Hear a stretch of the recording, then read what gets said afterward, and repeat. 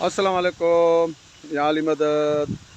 दोस्तों जी तो असांजी सिंधी टेलीफिल्म जो आखिरी शेड्यूल रहियल हुयो सिंध जी तमाम बेहतरीन आसमा भुट्टो जी रिकॉर्डिंग रहियल हुई। बाक़ाया रिकॉर्डिंग सजी कंप्लीट आहे। अॼु असांजो शेड्यूल जो आखिरी शेड्यूल आहे ऐं दुआ कयो त ख़ैर सां थी वञे। हिन फिल्म में सैयद निसार शाह बादशाह भी कमु करे वियो आहे, ज़ुल्फ़कार बुर्दी, उमैद कलवड़ ऐं अॼु असांजे सेट ते आहे सिंध जी तमामु बहितरीन एक्टर डायरेक्टर आसमा भुट्टो।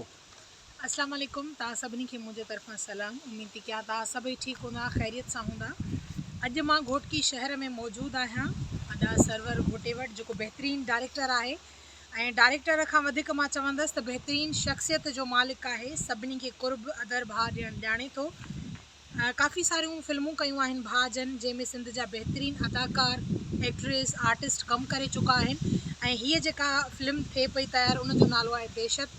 ॾाढी सुठी स्टोरी लिखी आहे अदा जन, ॾाढा सुठा हुननि जा अल्फाज़ आहिनि, ॾाढी सुठी कास्ट आहे, कैमरामैन बि ॾाढा बहितरीन आहिनि। त अॼु लास्ट शेड्यूल आहे, अॼु आख़िरी रिकॉर्डिंग थिए पई। सो मां उम्मीद थी कयां त हिन फिल्म खे तव्हां यूट्यूब ज़रिए ॾिसिजो। घोटा प्रोडक्शन में आहे न? जी बाबा, घोटा प्रोडक्शन आहे, जेको यूट्यूब ते चैनल आहे घोटा प्रोडक्शन जे नाले सां। मां तव्हां सभिनी खे चवंदसि त यूट्यूब ते उन चैनल खे ज़रूरु सब्सक्राइब कंदा ऐं उनखे वधि खां वधि शेयर कंदा।